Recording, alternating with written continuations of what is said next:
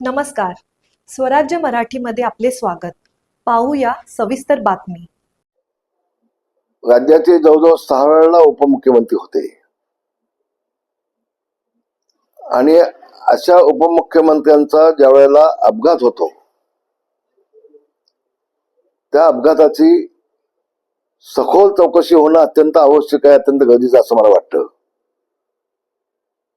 कारण एकंदर आपण त्या अपघाताचं चित्रण पाहिलं. सकाळी 8-8:30ची वेळ होती आणि येताना असं विमान हे असं तिरकं आपल्याला दिसतंय. येतानाच विमान ते असं तिरकमासारखं तिरकं असलेलं आपल्याला पाहायला मिळतं. काही लोकांचं म्हणणं असं आहे की धावपट्टीवरती ते आलं नाही. काही लोकांनी असं सांगितलं की त्या विमानाचा आवाज वेगळाच येत होता आणखी, असं त्यातनं निष्पन्न होत आहे. मग नेमकं पायलटला अडचण काय होती, ते विमान खाली आल्यानंतर सरळ रेषेमध्ये यायला हवं, ते असं वाकडं का आलं.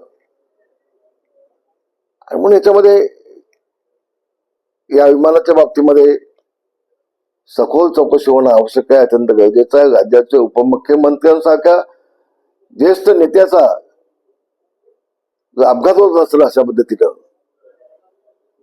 तर त्याबाबत चौकशी होणं खूप गरजेचं आहे. मग यानंतर विमानानं कुठलाही मुख्यमंत्री, उपमुख्यमंत्री किंवा ज्येष्ठ नेते कोणी जाणार नाहीत. मग जे विमान हे असुरक्षितेचं साधन आहे असं होईल, ते असं होईल.